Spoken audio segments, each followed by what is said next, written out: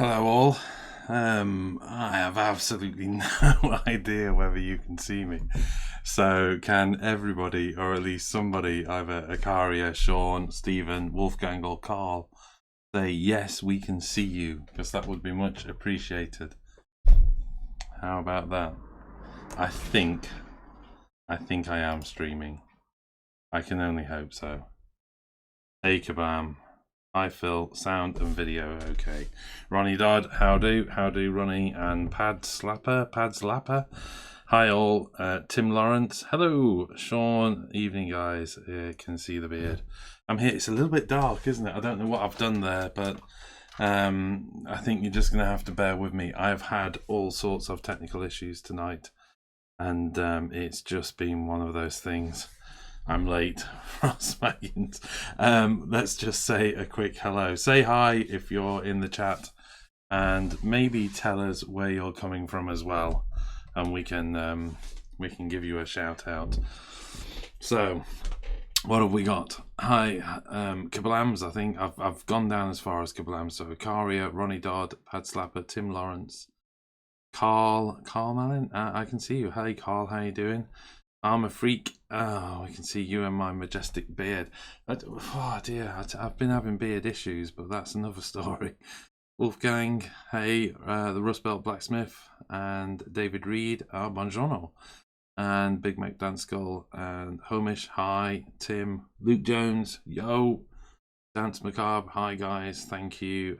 88 Shadow Angel, hey, how you doing, man? Oh.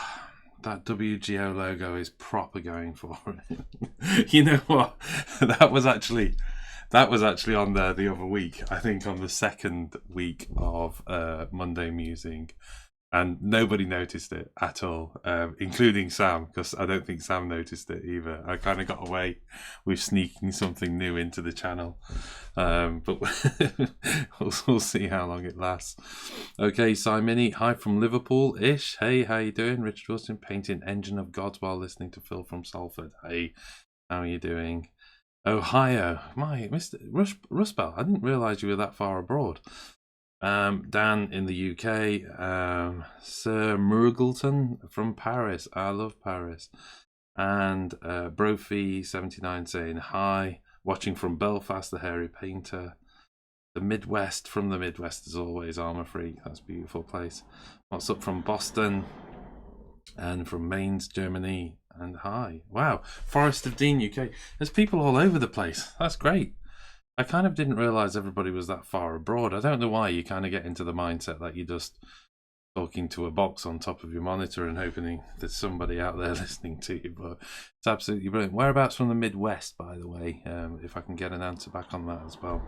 I've been as far as Wauwatosa, so I think that's not far enough Midwest, is it?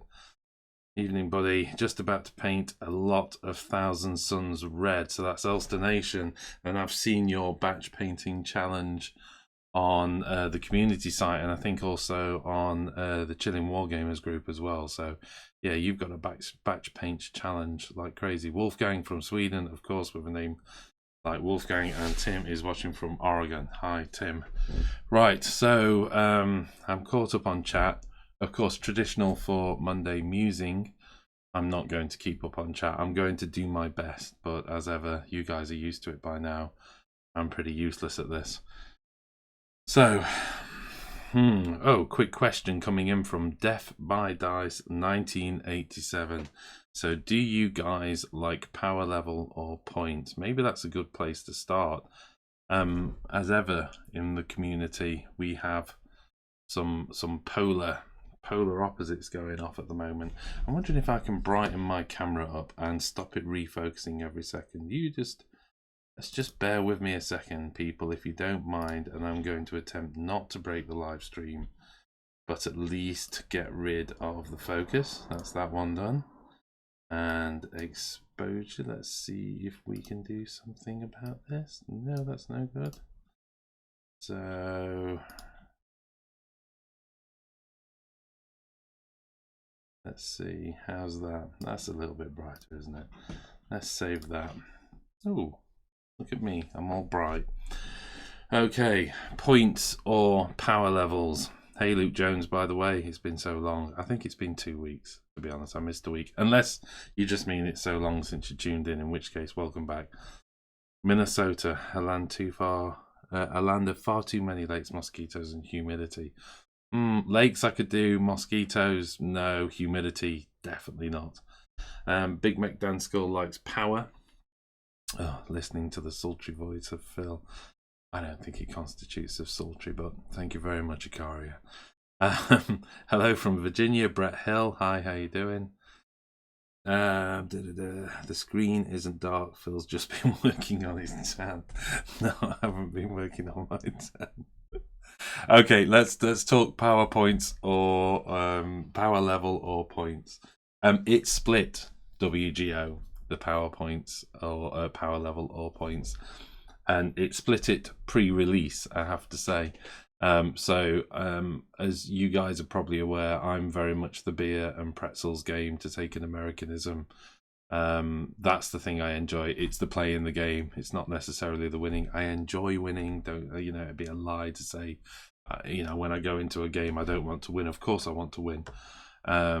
But for me, it's the social aspect of getting around, looking at each other's miniatures, talking about painting, and sort of having a game in between all of that. So for me, power levels, although I am capable of relatively complex mathematics, power levels for me just made it a little bit more of an extension of that beer and pretzels kind of mentality.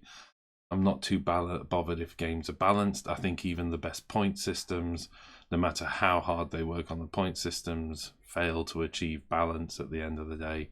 And I've been the underdog on games and won, and I've had great superiority and lost. So for me, this idea, this concept that point systems could somehow apply a balance to the gaming force, I think it's kind of something we're all grasping at straws, and we use it as a crutch to make us believe the game is fair, if you like. So I was really happy with power level. For me, that was, if I was going to choose the system I would use, time in and time out, it would be power level. But, and I say a big but here, it definitely caused a bit of a rift, I think, in the local gaming group, shall we say. And I think it all boils down to how competitive you are. My point was the full breakdown of points over power level was the full breakdown was necessary for competitive games, but for not, games that are essentially beer and pretzel. In other words, just playing the game. And of course, that then gets extended into, well, it's okay for narrative play, but for competitive games, it doesn't work. My point is the only time I actually feel it's an actual competitive game is if it's a competition where I win something at the end. So if it's a tournament or something like that, that's where I feel the point system would give people that sense of balance. But not everybody agrees. And of course, the problem, I think, boils down to ultimately the gaming group you're part of. So if people are constantly looking for that competitive edge, if they treat every game like a tournament and they're looking for that advantage, then they'll use the power level system to their benefit. GW openly admitted it was an average point system. That's all it was. So you take a unit at bare bones and you take a unit maxed out with every possible thing. You get the average point value in between, and then you divide that by a multiple of whatever. So say it came in at 100 points, you divide it by 20 and you say they're 5 power levels. So it's a system that just, rounding up or down, so it's a system that just simplified it all. But of course there will be players that maybe play power level based on what their WYSIWYG models are, but there'll be people out there definitely constructing lists with giving everybody plasma guns and chain fists and everything they can possibly do to the maximum possible level, in which case it presents a disadvantage. So I get that. If that's your gaming group, and if it's competitive, and if everybody is eking out every inch from their list, then that's what you're going to get. In which case, go to the point system, because it will actually reduce arguments, I suppose. I think the other thing we've encountered as well from our first few battle reports we did is, whilst point systems are universally accepted amongst the community. The power level system attracted quite a bit of hate, to be honest. This is a strong word, hate. There was a lot of people commented they didn't like the PowerPoint system, saw it as a waste of time, didn't really get it, and thought it was open for abuse. So from our point of view, from developing content for the channel, of course, we've got to find a road that doesn't, that attracts the biggest possible audience to a degree. Because as you know, the premium side of the channel is the bit that makes us all able to keep doing more. So we need to attract as many people as possible to that. Right, let's catch up on the chat. So that's mine. By the way, if anybody's wondering, Mike, I think Mike would play even without power levels. I was just talking to him about some ideas for my Genestealer Cult list, and for all intents and purposes will be illegal, and there's no rules to even do what I wanted to do. And Mike was like, no, I'd love to play against that. That would be amazing. It would look really cool. And then Mr. Pink was straight on there going, yes, I think you've eked out a slight competitive advantage. So no, I'm not interested in playing that. And there's no rules for it.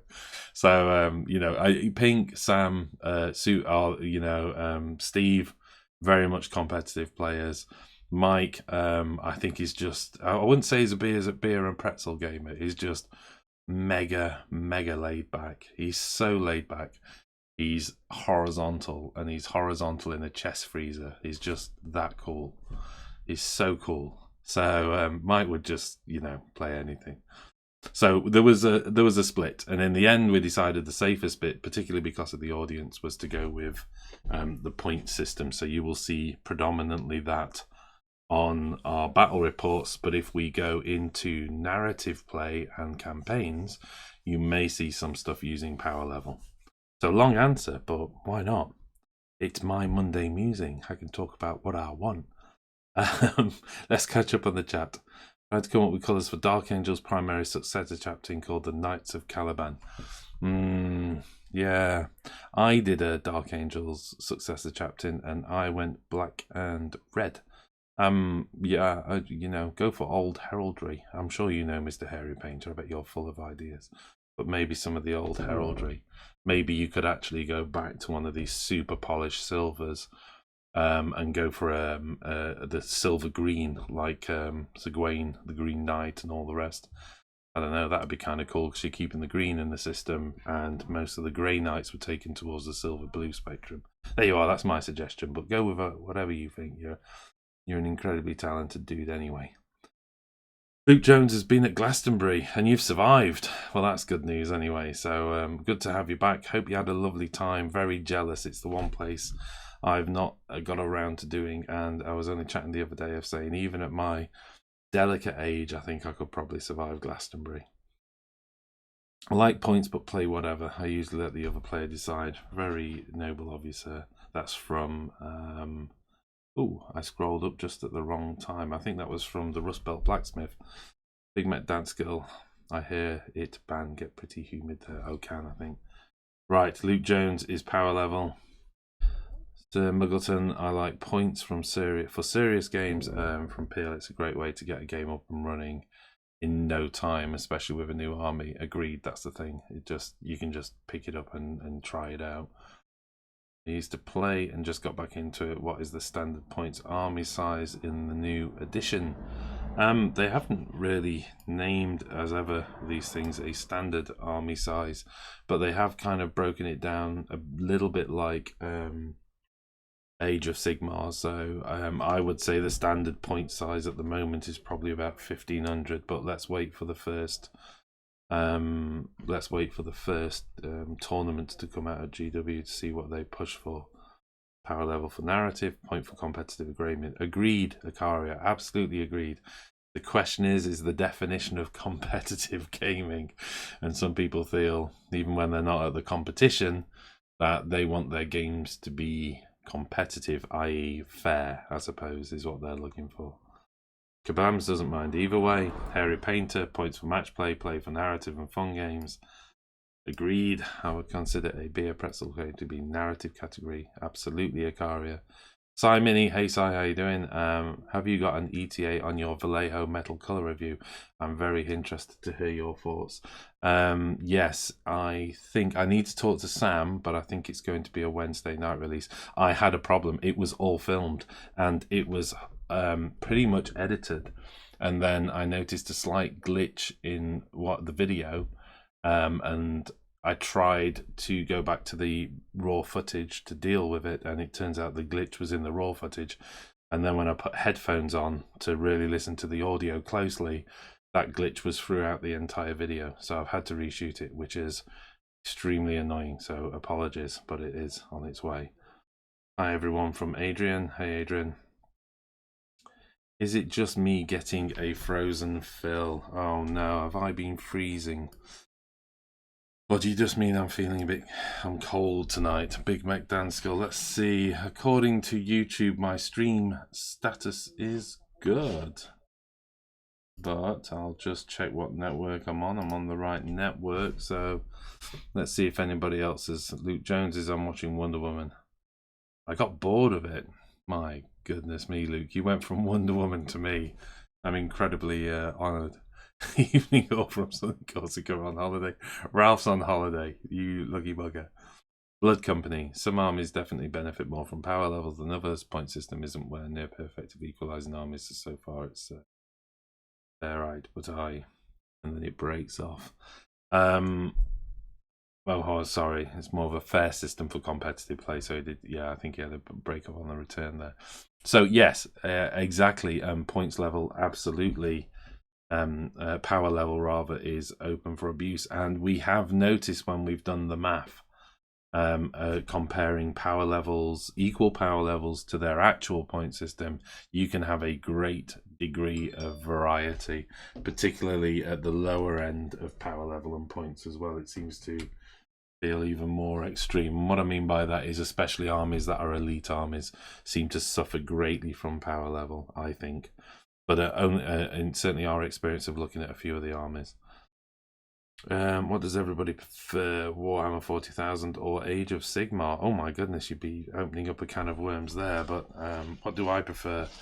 That's a hard call, because strangely enough, the break from 40k we had when we launched the channel and focused on Sigmar, which was an intentional decision, because we knew a new edition was coming. I really got into Sigmar, and the last 4 games I've played have been 40k, and I'm already itching a little bit to get started on my Caradron Overlords.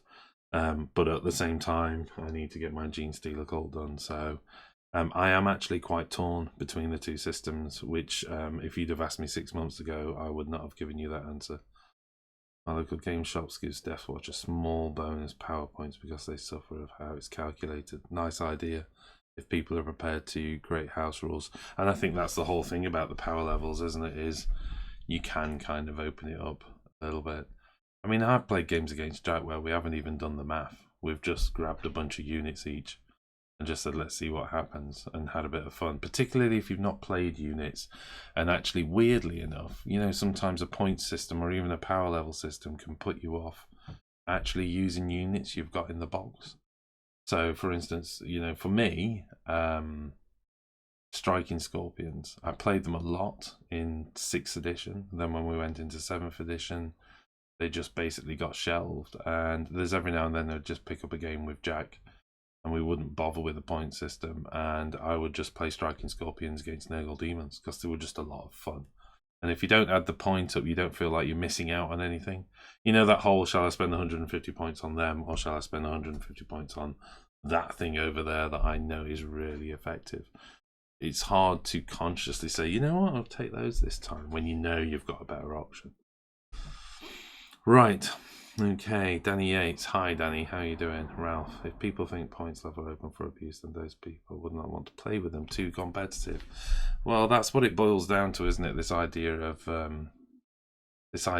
competitive versus, I think, trying to at least ensure that people have a chance. Because even a beer and pretzel gamer, it's sometimes hard to walk into a game if you know you don't stick a chance. But saying that, we've played the point system, and in one of my games, I'm not going to get into it, but in one of my games, I didn't last long at all. And not only did I not last long, I did hardly any damage against my opponent. And okay, I've got a lot to learn in terms of tactics and stuff like that in this new system, but I certainly didn't feel protected by an equal point system. Adrian, oh sorry, Death by Dice 1987. Thanks for the insight. Oh, no problem at all. Adrian Trevor, I like power levels, but I've lots of squads with random numbers in them, and it doesn't work that well when you play the cost. Agreed. That is the other thing, and I'm with you. A lot of my Eldar squads are weird numbers. So, for instance, I've always done 8 Swooping Hawks. Why have I done 8 Swooping Hawks? Because I bought a box of 5, and I was given 3 more. So I've got 8 Swooping Hawks. Okay. Stephen Leggett has sorted his phone and he's back on the chat. Brain Spider, how do all? Hey, Brain Spider, how you doing? Right, 40k Age of Sigmar. Oh, I think we've covered that one. Yes, you can survive as long as it doesn't rain. I think we're going through weather now. Whoa, hello from Martin Orlando, who is in New Jersey, USA. Hi, how you doing? Oh my goodness, I've really got behind on chat, so I'm going to have a little fast forward. AOS so far from Ralph. I like points because I like micromanaging. I think it's fun to build lists. And Hoxton, I get that too. And my son Jack, he's with you. He loves his point manipulation where he's just tweaking a bit here.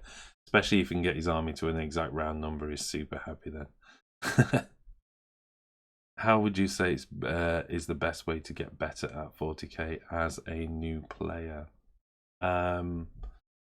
Well, okay, yeah, let's cover that. Why not? As a new player, because there are quite a few new players on our channel.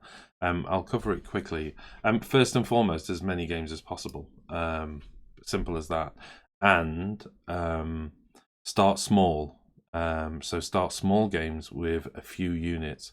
So you get the core rules embedded in your head. And when you're comfortable with the core rules, how the turn sequence moves, how movement works, how shooting works, how the morale phase works, and all the rest, when that becomes second nature to a degree, then start adding the units in. But a lot of times I see people's biggest mistake is to try and take too big an army. And what tends to happen is there's too many rules to try and keep in your head. And on top of that, you rarely finish the game because it takes you so long to do everything. And then you get into your head that 40k is a game that has to be played for about 3-4 hours. It really doesn't. Yeah, start small. Start as small as, say, 500 or 750 points. Any smaller than that, and the games can be a bit weird. That's all I'd say. But start small, a few units. And as you start to expand, don't completely change your list every time. Add a unit on. So if you've had 3 units in your first army and you're familiar with the rules, add a 4th unit. And the only thing you have to keep checking once is that 4th unit's rules. But saying all of that, 8th edition is a hell of a lot easier to pick up than 7th. So start, play a bunch of games, try and aim for those games to be an hour long, and do 3 games in an afternoon rather than one great long game that just gets you exhausted. Ooh, right. Where was I? Carl Malin. I love playing a narrative game, 2 forces, even if wholly imbalanced, used to tell a great story. Absolutely, I'm with you there. The biggest fun I've had recently in a game was the Tyranids versus Astra Militarium, and Jack was playing and he built a tank line, and in front of that tank line he put an infantry line down. We didn't really even do the math on the points value. We just laid down loads and loads of models, and they had defense lines, walls, trenches. And then I basically had as many Tyranids as I needed over 5 turns. And the objective is if I could break his lines in those 5 turns, then I won. And if he held the line, he won. And the way we played it was I had, I think, about 2,500 points of Tyranids. And we played the Endless Swarm house rule, which was on a 4-up, any completely dead unit returned the following turn. So every turn I was getting 50% on average of my dead army back. And it was a great game. It was seat of your pants game. It was so much fun. This endless swarm getting closer and closer to his lines, and every now and then I'd get one infiltrator in that would destroy a tank, and then I knew that area was just that bit weaker, and the Tyranids would swarm towards the slight break in the line, and he'd be moving stuff around to reinforce. It was great fun. It was great fun, and one that we should definitely do again. Right, Big Mac Dance Girl. Jeebus, it's a miracle. I can see Phil and hear Phil. My iPad is too old. Stream is just fine. Thank you very much. That shows you how far behind I am on the chat, isn't it? So let me try and catch up.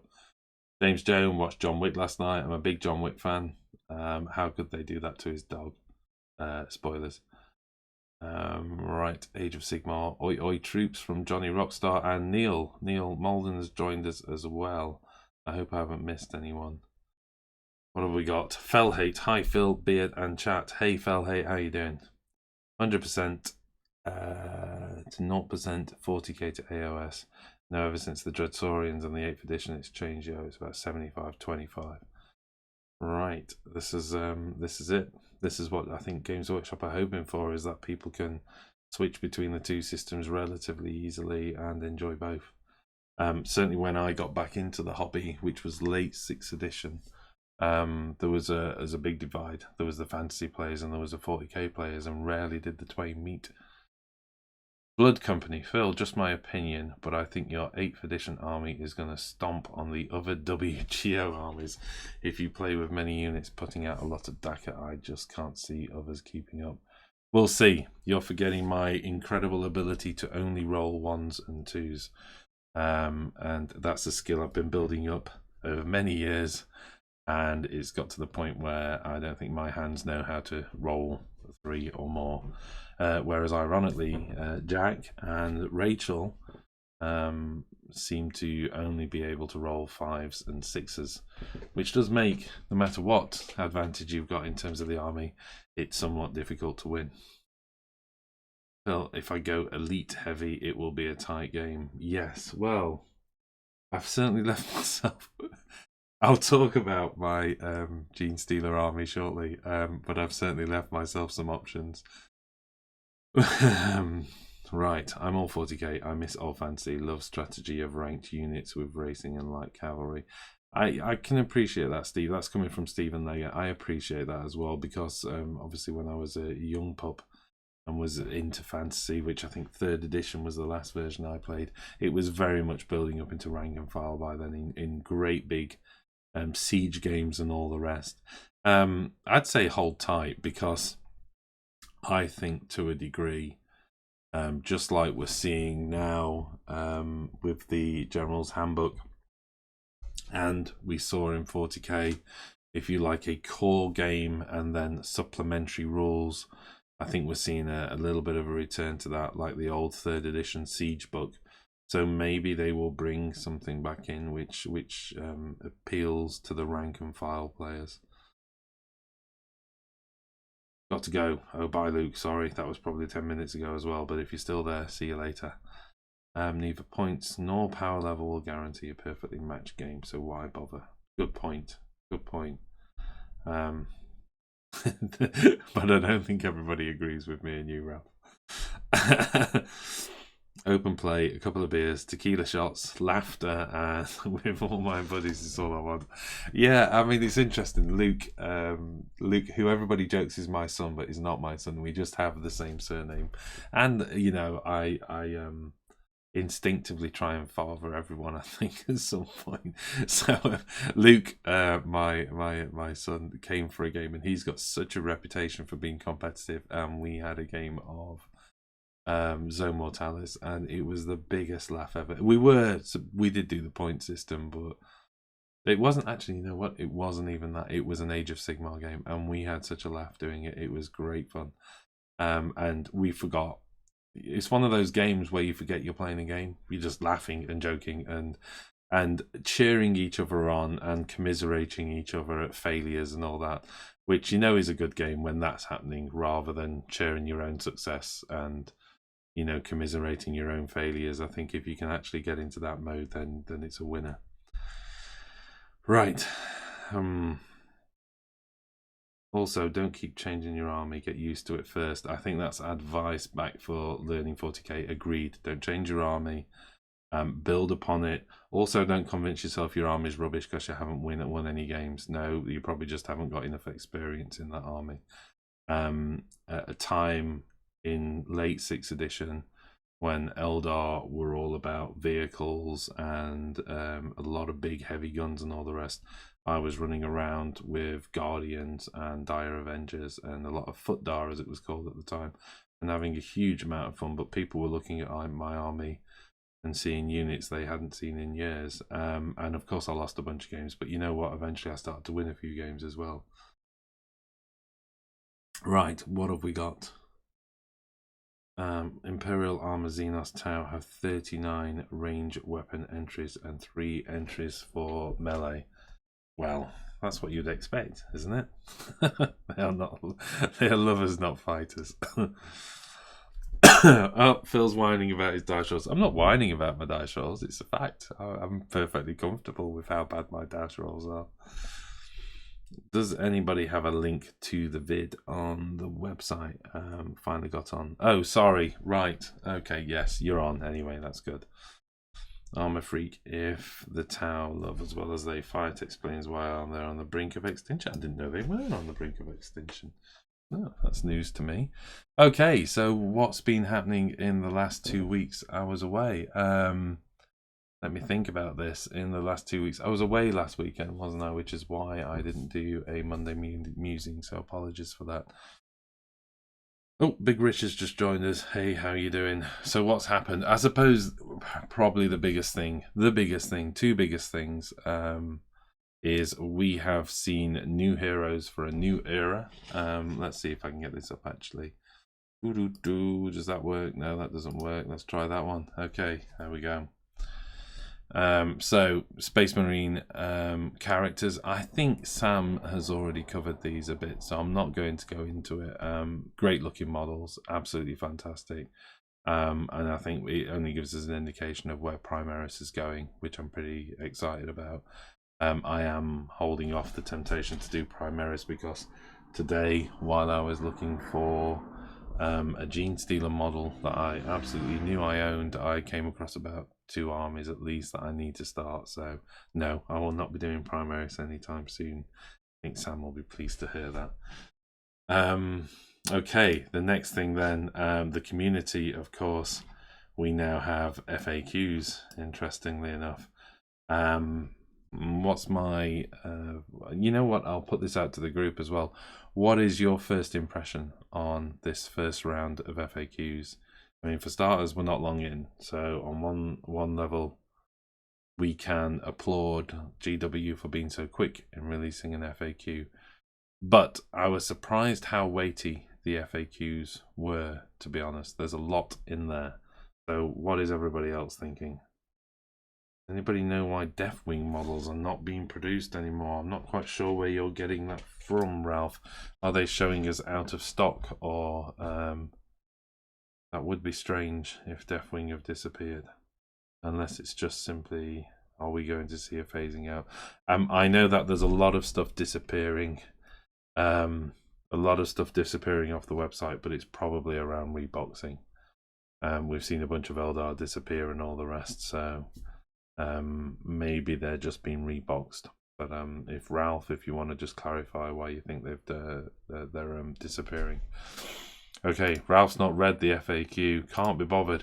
I think it's one of those things it's probably worth going through, but I'm not going to go through all of it. But I would recommend that people you know, have a quick look through, because they have clarified some of the big questions, unless you just wait for people like the wonderful people at Wargamer Online to tell you some of the big stuff. For me, I think one of the interesting things was what constitutes us within an inch, and that's all about the charge range. So what constitutes us within an inch is anything less than an inch and an inch itself. So that makes sense, doesn't it? If you're 9 inches away from an enemy unit and you roll an 8, you are then within an inch and you have made a successful charge. Except, of course, the very question of if I've deployed, 9 inches away from the unit, what do I need to roll to make the charge?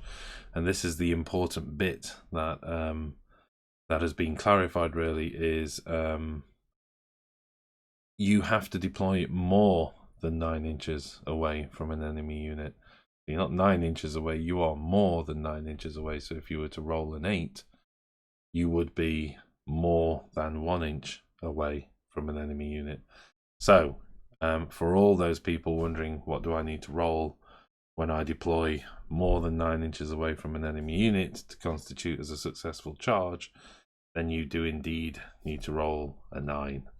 So, I mean, there's a bunch of other stuff as well in there, but as you can see, I think they were too, because everybody was encountering that, and I saw that quite a lot, popping up on a lot of the forums, and a lot of people sort of asking that question. If I'm 9 inches away and I roll an 8, then I'm an inch. Oh, it all depends on what constitutes as within an inch. And of course, they've reminded everybody, actually, the wording is it's more than 9 inches away. So there you go.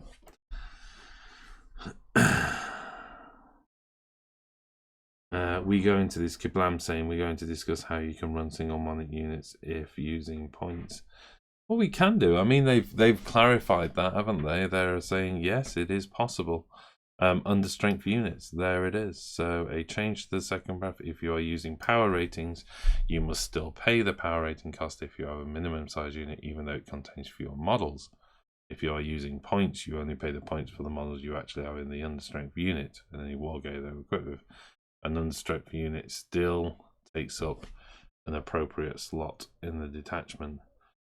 So yes, of course, that's caused some upset because people are saying, great, because you can fulfill your 3 troops just by having 3 Guardian, 3 Eldar Guardians, and there's my 3 troops.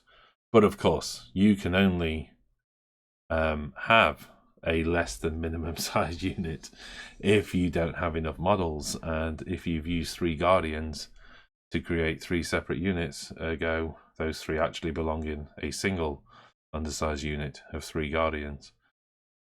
So yes, essentially you have to fulfill, seeing as though it's based on whether you have the models available. If you have the models available to split them across multiple units, then you need to combine them together. Now that doesn't stop people being funky with single models of different types, creating different troop choices. But again, honestly, if somebody shows up and does that, go play a game with someone who's got, sense of humor and a life, because you know why they're doing it. They know why they're doing it, and if that's how they want to win the game, why bother? Why bother playing? Okay, what else have we got? Okay, Death Watch. Oh, sorry, I meant Death Watch. So this is Ralph saying, went on the website, they listed as out of stock with the annotation, and that they will not be coming back. Ooh, okay. Yeah, I've no idea. Yeah. I haven't spotted that one, haven't seen anything about it, so I'll have to check that out. I do have a massive box full of Death Watch though, Ralph, so if you're absolutely stuck and you need some more models, give me a shout. Right, I've noticed a lot of people, myself included, have been used as a very lengthy special rules section in previous editions of the game. Need to review data slates more. Yeah, well, I mean, it's I'm not quite sure what you mean by that. Used to a very lengthy special rules section in the previous edition of the game. Oh, I see what you mean. In other words, you used everything being in the core rules, but then you're missing a bunch of stuff off the data slates. Yeah, I mean, interestingly enough, of course, the wonderful people at Games Workshop have actually said, you know what? If you are struggling to bend your head around some of the fundamental changes, if you like, from the 7th edition. So in other words, what they've recognized that sometimes it's harder for people to unlearn things than it is to learn new things. And this is nice. Only because it you know, I'm not going to start talking about change management again, but unlearning something is probably the most difficult thing. So a lot of times when you see, you know, even me, I'll talk about a rule, but it's a rule from a previous edition or even a different game system, which is even worse, and it massively frustrates Sam. But the problem is I think I retain information forever, and that makes it really hard sometimes for me to pick up a new system. So this was a nice Q&A that they did, which helped people bend their head around their preconceptions. So for instance, you know, if a vehicle model has a base but is itself larger than the base, such as a Storm Raven, what do I measure to, the base or the hull of the vehicle? And it says, unless such a model's data slate has an ability saying otherwise, you measure to and from the model's base. So there you go.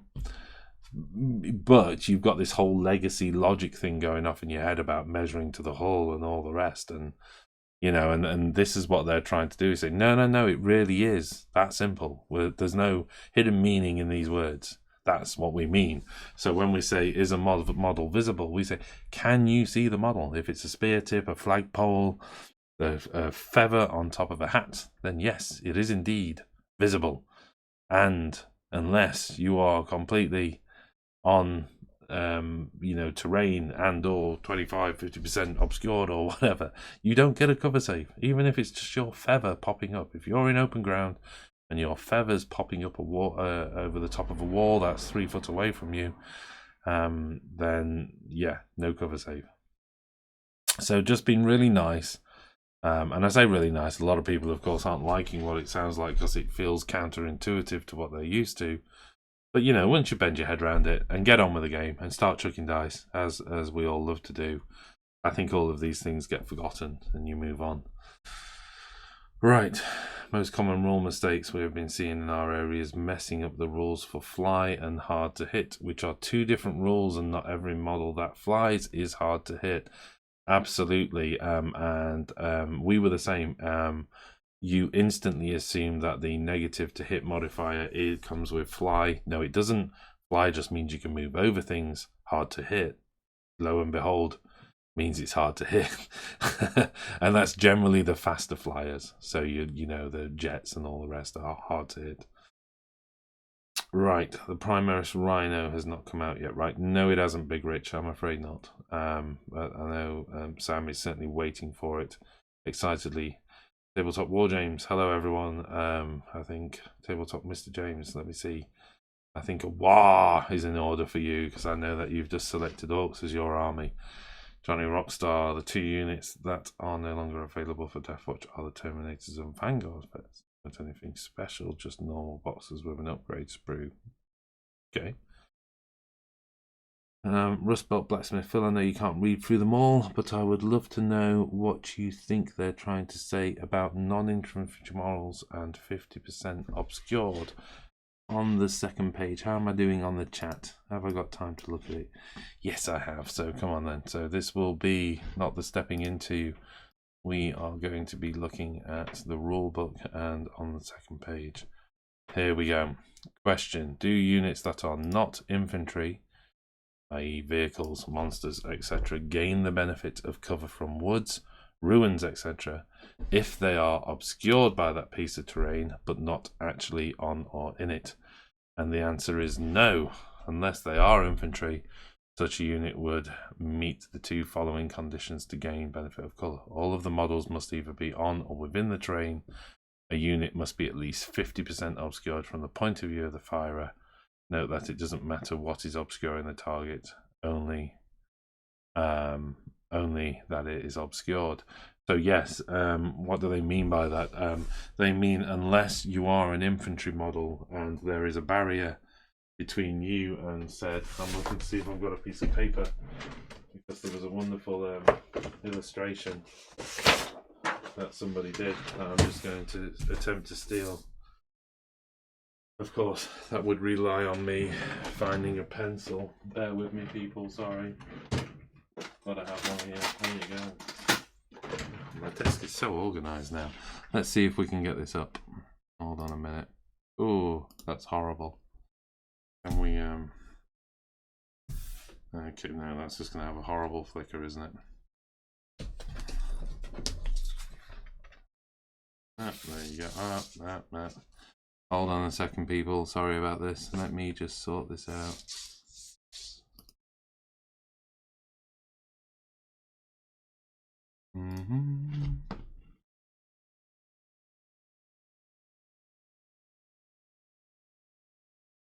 Oh, it's just not going to happen, is it?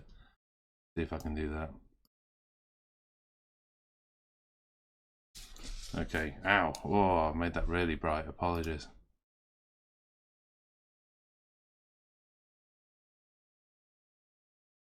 We're almost there. Apologies.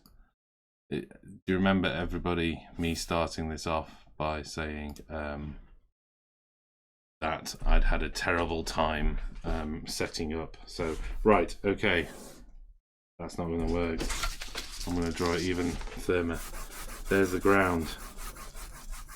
Oh, it's really not going to work. There's a barrier. And there's a guy stood behind. I'm going to have to do as thick as possible. Look at that drawing. That's nice. And then, as you can see, if my eye was here,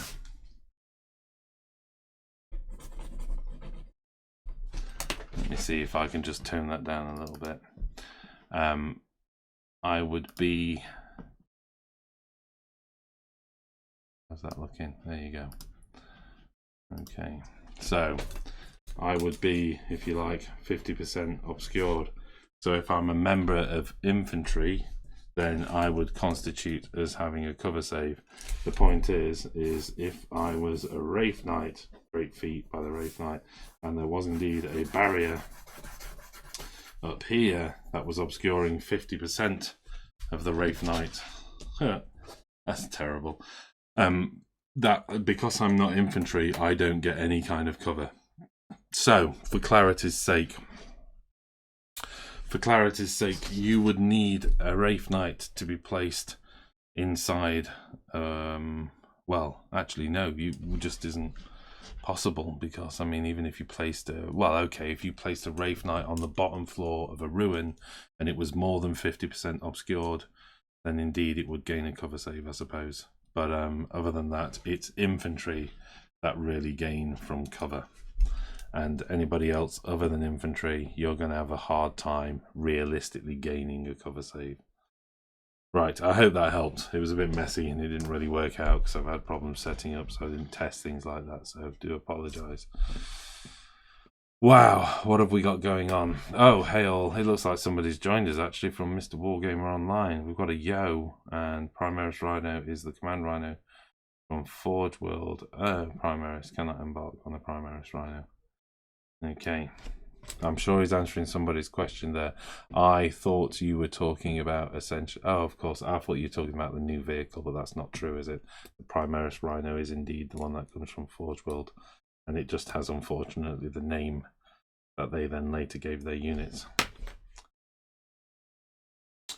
Right, is anybody else playing Epic 40k apart from me, and whoever can I persuade?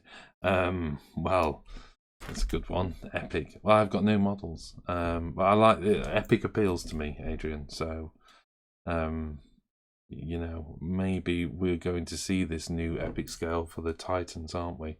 Although I think I was a bit disappointed when I looked through the artwork for that at Fest. I think it's only going to be, for now, the Imperium factions and Traitor Legions. So it's going to be essentially, you know, warlords versus warlords and stuff. There seem to be no plans whatsoever for the Xenos races. So it's going to be based in Heresy, of course. Right. Looks like a picture of a possible new Hellblaster multi-pop kit. See now the new White Dwarf. Oop! Armor Freak. Had to resist throwing a dog. Hey Sam. Lol. Right. Magic Mike. Yeah, maybe I should get Mike on. Any tips on how a slow painter like me can produce more coloured plastic? Paint faster, Ralph. Kablams has already answered this one. Dry brushes and washes. Yeah, I'm kind of with you. Base colours and multiple washes, watered down, even gets rid of the dry brush stage to a degree. So go lighter on your base colour. Add Lamian medium. So add medium to your wash, which dilutes it, and then go for multiple coats of it. and you can get a varying tone over flat colours, quite nice. And base coating and washing is about as easy as it gets. Base coating on top of a colour primer from Chris Jacoby, absolutely save yourself a huge amount of time. Oh, also pre-shading on your primers. So black primer followed by a zenithal highlight white primer, and then put your base colours on. So you get that pre-shade that airbrushes love to do. One caveat though, your base colours need to be fairly watered down, so you get that translucency and the brightness coming through. Sean Jewett, hi Adrian, played Epic back in the day. I'll leave you to talk about that amongst yourselves. Ralph, don't try to make everything Golden Demon. Good idea. Wow. Oof. Here we go. The days of a Wraith Knight towing area terrain for cover are over. Yes, indeed. Long gone. I wonder how you can actually go back and paint on matte varnish, man. Can you actually go back? I would say so, yes. The reason it's matte is because under an electron microscope you will see a slightly coarse texture. So I dare say that texture would perfectly hold paints. Right, let's see let's just jump down a bit. Phil, Wargamer Online, I want to see more Phil sketching. Not today, not today. Although I am thinking of a new board design, so maybe that'll be for a future show. Please bring back the whole Epic system, yeah. Well, I'm kind of with that. I like the idea of playing a game on a sort of 2 foot by 2 foot square, but I think Epic just ended up being on 6 foot boards anyway. The Bob Ross of WGO. Not with that sketching, Sean. Not with that sketching. I can barely see 28mm, never mind 10mm. That is the one thing from Johnny Rockstar there. That is the one thing that actually does put me off the smaller scales to a degree, because I don't think I'd have as much fun painting them, and I do enjoy my painting. So, you know, that would be an issue. Right. The bike going through this. Was that a bike going through the studio? No, it wasn't a bike going through the studio. It was a bike going past my house. And I'm based where I do this is actually in my garage, which is yet to be fully converted. So at the moment I've got an incredibly thin wall, so you do hear the bikers go past. Right, what else have we got? Don't be scared to push your skills. Watch videos on YouTube, of course. A lot of the stuff that Sam does, except when he's doing the hobby hangout, of course, which is like the slowest painting in history. I think if you take a hobby hangout video and fast forward it at ×10, he's probably painting at his normal speed then. But you know, obviously he's quite busy on those hobby hangouts, so that's why he doesn't get a lot done. But if you watch his painting tutorials, a lot of the stuff Sam does is aimed at, you know, relatively quick results. You know, if you think he sits down and, you know, in sort of a couple of hours really is getting a really good, you know, a really good finish, then, you know, if you apply that consistently to units, you know, for me, one of the things I did is I used to set myself a target of a unit a week, for instance, and then I knew I'd get 4 units done in a month, and I would keep going like that. And I think Ralph is just saying that we'll try some of it out to see if I can speed up from 1 to 2 minis a week to maybe a unit or 2. Yeah, just aim for a unit. And the other thing is as well is, you know, get in your mind what you think is tabletop standard versus taking it further. And as soon as you can get that, there's a trick I use to mentally move on from a unit, which I say, well, that's good enough for the tabletop, Phil. Little bit of internal dialogue there. I'll put it to one side, and when I've got more time I can return back to it and layer up some additional detail, and then you put it to one side and move on to your next unit, and you never ever go back.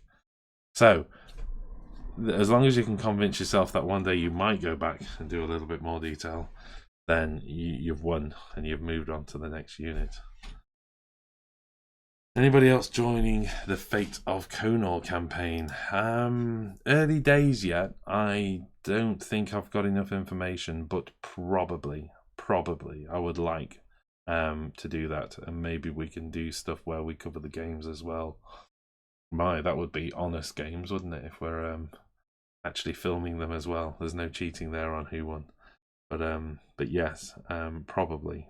But there's not a lot of information yet, is there? There's a lot about what it's going to be, but we're not seeing much in terms of the detail of how it's going to work, other than it involves multiple planets, and therefore one would assume it's open to almost any faction. For those of you who heard the bike going past can probably hear my dog attacking a toy in the garden now as well, so apologies for that. Right, what else did I want to have a look at? Let's have a little talk about hashtag WGO Chronicles, because I have been working on my Genestealers. It's still not quite right, that camera, isn't it? I've definitely messed up there, but as I said, apologies. I had all sorts of problems setting up. I properly did a SAM with the live stream tonight. Everything started to go wrong. My internet cut out with moments to go, literally 5 minutes to go before I was due to go live. My internet cut out, and then all connection to YouTube went as well. So I was in a proper 5-minute countdown panic. Right, first and foremost, I want to talk about this. This, and I say this without a shadow of a doubt, is my favourite 40k model possibly ever, which I know is strong language coming from me, but I am in love with this little beastie. It's fantastic. It's a lot of fun. It's completely different to anything I've done before, and I know it's not a new model, and I know lots of these have been out already, but I just had so much fun building this, and there's so much detail on it. It's incredible. Little handles, by the way, it's not been cleaned up, so if you're going to see sprue issues and stuff like that, I mean, obviously it was cleaned up where the joints were, but it's not been cleaned up as in the panels or tidying the glue off or any bits of green stuffing that I might want to do before it's done. So this is literally just being built, and there's a bunch of stuff I need to do. I'm going to magnetize in here, and because we've had a couple of questions about it, I'll be filming that as well. I'm going to magnetize it so I can swap the weapon out, and 2 of the weapons use the same mount and only one has a slightly different one. To be honest, I'm just going to use the single one because I don't think it matters that I magnetize this little side pack that will go here. But my goodness, what a model. It's fantastic. I love it. And I'm really excited to be adding a few extra of these little beasties as well. I've got enough to build 2 of the Goliath rock. Oh my goodness, I've forgotten the name. The rock thingies versus the standard sort of personnel carrier. So I've got 4 of them in total. I'm going to do 2 of each. I was going to magnetize this whole back section so I could kind of go between the 2, and I've just decided it's such a nice model, and I'm going to have a lot of fun painting it, that I just want to, and it's going to be weathered and all the rest, but I don't want too much of it dismantling.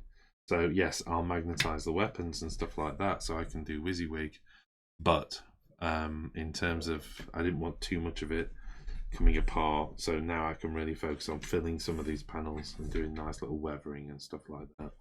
But for anybody who hasn't built that thing yet, or hasn't done one of those yet, that is a great model, and if you're considering Genestealer Cult, then oh man, what a model. What else have I been working on? Okay, as for those of you who can remember let's see if I can sort this out. I know that Sam loves it when I mess with the video in live stream, so let's just see what we can do. Let's just turn on a bunch of autos and see what happens. This could go terribly wrong. Oh, that's no good, is it? Why did I do that? Oh, that was a bad idea. And then let's see if I can just get this a little bit. I'm having, you know what? I'm going to get rid of this white paper because I think that's my problem, and I am going to crash everything.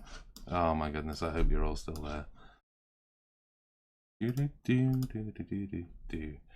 Oh come on, that's it's a little bit better, isn't it? But it's not great, is it? Come on, let's do that, and there you go. That'll do. So this is my chimera that I converted to be essentially a security force chimera. So I wanted them as, for want of a better word, almost like military police. So they're part of the planetary defense force, but they're more for the civilian pacification, for want of a better word. So the main part of the conversion was to slope these off, drop this panel down and overlap over the 6 wheels, and go from there. And of course then to take the little conversion kit and start to make these little Genestealer, of course it's not working, start to make these Genestealer little Imperial Guard dudes using the conversion kit that comes with it. So really lots of fun. Gave them all shotguns from the Genestealer sprue, because the Genestealer Neophyte sprue has lots and lots of wonderful, cool little pump action shotguns and all the rest. A lot more variation than what you get on the Imperial Guard shotguns. And then I was twiddling around and I wanted the leader of these to look a little bit different. And having a little bit of a dig around, I discovered my Astra Militarium Scion sprue and gave him the sort of the coat and the little Weber pistol and the power maul. So a bit of green stuff work to do and things like that to make it all fit in. Check the minimal focal length. I'm trying, oh, you know, just turn that off. Do that. Let's have a look at that. I bet I can, look at that, get right in there. So as you can see, got his little coat on and he's sort of wandering around and he's looking double-hard. I need to do some kind of chain in front of him and fasten it down to his coat and all the rest. But we'll do all of that. But I've been having lots of fun with that unit. I'm just going to have to do manual focus. So bear with me, folks, because as I said, it's for most, it's 24 to 40. I can literally, the minimum focus on this is ridiculous. I think I can, you know, properly get, as you can see, right into the model there, and I can show you how badly I've cleaned that model up. I know I've still got cleanup to do. Don't worry about it, Sam. So I've got a unit of 12 of those and I've been having a bit of fun. I'm just going to have to manually focus all of this every time. So this was, there you go. Let's have a go at, wow. Oh, come on, give me a break. Right, this is the little heavy weapon gun. Again, the heavy weapon is from the Genestealer Neophyte Cultist sprue. But obviously the crouching dude is from the heavy weapons team. I put the little strap going up to the handle because it looked quite big. The hands were switched over a little bit, so he's got a little bit of a Tyranidy hand, but that's okay because he's got a little bit of a Genestealer head. So yeah, super happy with them. So there's a unit of 12, 2 heavy weapons, 2 specialist weapons, and the rest with shotguns. So yeah, I'm pretty happy with those at the moment. That's my main progress. Other than that, I have built dozens of these little fellas charging around. What's great about the pure strain Genestealers is they've gone from 18 points or 21 points with their talons down to 10 points including their talons.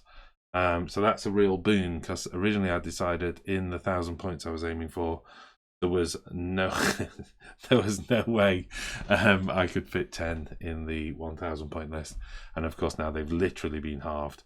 Guess what? I can fit 10 of them, so I'm going to have a lot of fun with that.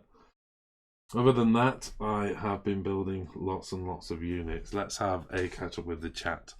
Okay, where were we? I should imagine there's going to be a lot of, oh my god, Phil, stop messing with your camera. Let's have a look. Goliath's rule. Let's start with that. I agree, they're amazing. Nearly finished the PA part for my challenge. Just the Poxwalkers to go. Oh my goodness, well ahead of me. Lol, sorry Phil, but I call those the ugly little truckling Mark II. Yeah, I get it. They're probably not everybody's taste. But for me, what's exciting is they're a little bit of insight into the Imperial world that is slightly to one side of the military style, if you like. So they're not pretty by any means, but they're mining equipment. And I spent quite a bit of time before I decided to do my Genestealer Cults sort of Googling lots and lots of mining equipment photos and things like that. So I could get the idea for weathering and colour scheme and all the rest, because I want a very industrial look. And yeah, I mean, for me, they work. The really low chassis, the really low balance, center of gravity, narrow, you know, low, so they can go through the mining tunnels. I like it. It worked for me, but I get they can't be for everyone because they have got quite a strong sort of style to them. Side effect of making. Poor dear me. I've got my books and 4 destroyers last night. Oh dear me. Destroyers, will that be Necron destroyers? It's great to see you love these films. Most people I know downright hate them, but that's the great thing about wargamers, all have different preference. Thank you, Chris. Yes, I know they're not super popular, but I've just fallen in love with it. So much detail, and it was a real pleasure to build, and I'm going to have so much fun working on the weathering and covering them in mud and dust and scratches and dints, because I think I'm going to heat up a hot knife and push it around a bit and put a few gouges in there and all the rest. So I'm just going to have a lot of fun with them, really. Surreal, I know Sam secretly watches you. He does indeed. You know, he's gone now, hasn't he? But I bet he's still there watching. Does keeping a blog help? I would assume for painting. Yeah, I mean, certainly posting to groups I think is always good. I don't know whether you have to keep a full blog. I've never kept a blog as such for my stuff. I once renovated a boat and I did keep a blog for that, and it was really useful. But certainly posting to groups. There was a couple of groups that were fairly instrumental in me getting back into the hobby. And one of them was a Facebook group called Games and Theory, and that's a great crowd, or at least I still dial in and I still sort of check out what's going off in there, but I'm not as active as I was on that group before. Really enjoyed that group, and it sort of inspired me and got me going. What's going off with the Wargamer Online community group is mental. There's so much stuff getting posted there now. It's fantastic. That's really keeping me going.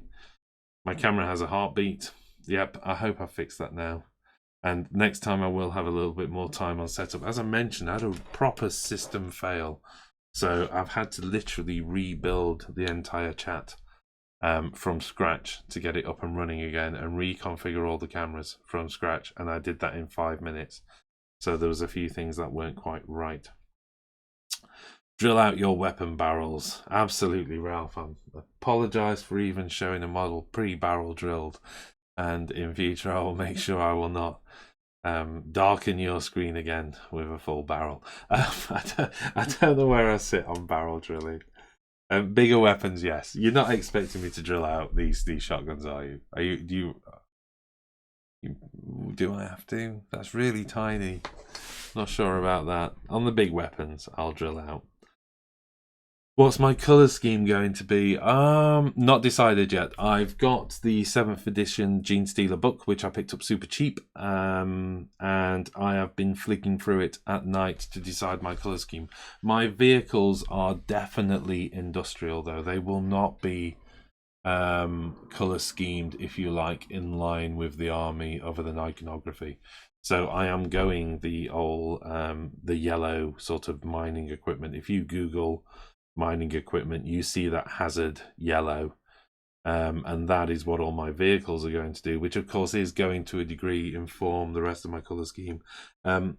Definitely the skin tone and the Genestealer pure strains will be purple, which is a challenge. Purple works really nice with yellow, but it's going to be a crazy challenge for me because I can't see purple. So I'm hoping that I can convince Sam or Mike to come and sit next to me and every now and then shout out, "No, Phil, that's pink, not purple," and all the rest.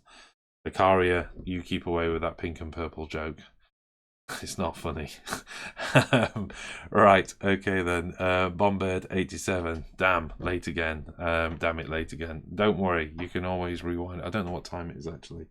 Oh my god, I've gone over by 10 minutes anyway, but I shall push on for another 5 minutes or so and catch up on chat. Did you do a conversion librarian on a bike? That's coming in from Big Rich. Did I do a librarian on bike? No, I don't think I have. No, sorry, I didn't. Maybe it was Sam. I'll bounce that one to Sam if you're looking for some examples. Phil, am I reading / listening too much at the moment? Yes, I am. There's two things in terms of listening.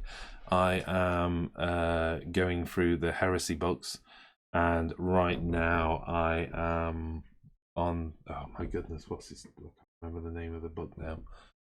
I'll come back to the book I'm listening to at the moment because I've just started a new one and I can't remember. It's the one about Vulcan, but I can't remember which one that is. And what I'm reading at the moment is two things. I'm reading the Caradron Overlords battle tome and really trying to get my head into the fluff. And the reason I want to do that is I want to kind of, before I sort of commit to painting my army, I want to be confident on the narrative behind the army. That's something that really inspires me in terms of painting. If the painting of the army forms part of the narrative in my head, it inspires me. So the idea of behind my Genestealer Cult being a mining corporation, which I think the working title is Shai-Hulud Mining Corporation, which goes with the Zone Mortalis mine that I've built and the doors that I've done and all the rest. So I've got this little narrative in my head that they're a mining corporation and they're mining not minerals and you know, not sort of precious metals and stuff, but the idea of this sort of slightly psychoactive spice. So yes, I'm borrowing a bit from June if you like, but I'm a big fan of the film. So the idea of working on that, and that's informing my paint scheme right down to I want them to look quite dusty because they're dry miners. You know, they're mining dry and arid land rather than sort of, you know, wet rock and all the rest. So this is all informing my paint scheme, and I'm trying to work on the same thing for Caradron Overlords at the moment. I don't know whether the ships are clean or I don't know whether they're full of cloud barnacles or whatever you want to call them. I don't know at the moment, and until I can get my head where my army fits into the fluff, then I'm not ready to start painting. So that and the Genestealers, that's I'm going over and over them, which I know is a bit weird, but I kind of go backwards and forwards. Crikey, oh, I got a little bit behind there again. Remind me of the Captain Scarlet vehicles. Yes, they do a little bit. Maybe that's why I like them so much. Oh, I've gone too far now. Right, here we go. Hey, Phil. Diddle diddle there. If ever I get to start a second army, this is surreal. It's going to be Astra Militarium, and all the vehicles are going to have pin-up girls on them. Very cool idea, particularly Valkyries. Which, by the way, I've got an idea for a Valkyrie for my Genestealer Cult army, and I will be posting stuff up on the community group, the Wargamer Online community Facebook group, as I go along. But I'm waiting a delivery, but I am intensely excited about that. Okay, Facebook page as your blob. Nice one, Lucaria. There you are, doing a better job to sell than I am. You mean with a hashtag of your whips? Yes, please add the hashtag because that makes us finding it. Sam on a Wednesday, I think, is going to be kind of reviewing the anybody posting on that hashtag, I think, on the Wednesday chat, so spending a bit of time. Right, what else have we got? I always like the old 80s sci-fi look of those trucks. JPC, help me out with JPC Surreal. Sorry, I've lost that one. Oh, unless that's the new campaign, in which case probably. Mining vehicles. Can't see or can't stand purple. I can't see. I'm purple blue colorblind. I'm assuming you're referring to that. So choosing purple as the skin color of my army, I literally will be having to read the labels and basing the paint scheme based on what the labels tell me. I know. Secret Snizzle, how late are you? You're so late that you've joined me running late. So if I was on time, then you would have been too late. Yeah, all of that makes sense. Dark Imperium at the moment, I've not caught up on that yet. I really want to. Vulcan Lives, yes, that's the book I'm reading. Praise be his name, Shai-Hulud. Secret Schnizzle knows where I'm talking about. The spice must flow indeed. Ah, right. I've come up with the colours for the Knights of Caliban. They will be Warpstone Green, Bone Helmet and Hands, and they will use Dark Angel Company as squad markings as chapter icons. Will be a white sword. That sounds wonderful. The Warpstone Green, which is quite a light, mid-light green. Would I like to see a Sector Imperius 6x4 gaming mat as opposed to a board? I'm torn on gaming mats. I really like them, actually. I like them more recently, but as a terrain person, I like to work on my boards. So even if you see my Sector Imperialis board, which is in production, that is far from straight out the box. So I've put canal systems into it. I've put raised bridges, raised memorial gardens, and all the rest. All of which, you know, will start to feature on the channel as we progress with it. So you'll get to see some of that. So because I enjoy great. It's gotta be. How do I? Yeah, just do that. Right. Sorry about that. That's obviously Sam bored and trying to get hold of me. So yes, because I like to do the terrain stuff, then gaming mats for me don't really appeal that much. You know, I know you can build scenery up on top, but saying that, I've definitely. Is there something I can do to stop this noise? Goodness me, there you go. But since doing the battle reports, I've realised the value of gaming battle mats in terms of getting a quick game up and running, and they look really good actually. It's better than playing on a tablecloth, isn't it? Right, don't worry, Phil. Promise Sam to be on best behaviour, keeping things PG-13. Right. Monday's show needs to be called Phil's Skills. We could. I'll give that. That can be its subtitle. Then it's probably better than Monday Musing, isn't it? July painting challenge. Oh, right. Haven't seen that. We'll check it out. Thank you very much, Surreal. Right, how long till Sam comes into the chat? He won't be. I will be calling it a night shortly. It's actually my son Jack's 16th birthday today, and I want to spend a little time with him this evening. He's been working on his Death Watch army, and he volunteered to go into the sixth form open day today, even though it was his birthday, and it's the first time in his entire life he could have had the day off from school. He actually voluntarily went and did an extra day at school, so I haven't seen much of him, so I want to go and catch up. Thanks for the chat, Phil. Right, there's two things I need to say before I go. One is we have been talking to Sean at Blue Table Painting, and he is looking at offering an exclusive offer for people who come from the WGO channel. So, two things. Before I go to sleep tonight, I will be posting information up on that on the community page, but we are also creating a page for Blue Table Painting on the website. So if you go along to that in 24 hours and check out the partners section, all the information will be there. So please do. And thank you very much to Sean, because obviously he's doing it not only you know, to attract people to his painting service, but also he's doing it to help us along as well. So that's very nice of him. So thank you very much, Sean. And there'll be more information on that both on the community page in the next 24 hours, as well as a page on the website. So just to repeat that. Thank you very much to everybody wishing Jack happy birthday. He is actually watching this, so he's in another part of the house watching this. So happy birthday, Jack. We've had a huge cake made for him by his wonderful mother, and I think he's probably half asleep full of chocolate at the moment. So right, next, what was the next thing I wanted to say? Oh, of course, last, please. Two things. We've had a bunch of people joining the premium stuff in the last few days. We're never quite sure whether we can mention the people who've joined us on premium or not, because, you know, from a Data Protection Act point of view, I don't just want to list all of the people who've named. But if you are watching this musing and you've recently signed up to premium, thank you very much. It's really useful, it's really helpful, it's helping us grow the channel. Sam can put more and more time into it. I can put more and more time into it. We can get people like Mike and Rachel and all of the other guys just coming along and doing more and more for the channel. So, and all of that helps having that bit of money coming in. So thank you to everybody who is supporting us on premium. If you've not already gone along to premium, then go check it out, because it's not just a one-way pony, that one. That's not even a saying. For $2.99, yes, you get to support us, which is wonderful and heartwarming at the best of times, but also you get a whole bunch of extra videos and content and good fun stuff, which is just going to do nothing but keep growing week on week. Right, there we are. I've even got people telling me now to go drink a cup of coffee. Oh, wait. Yeah, more than happy to drink a cup of coffee less a month to help you out. Thank you very much, Ralph. Much appreciated.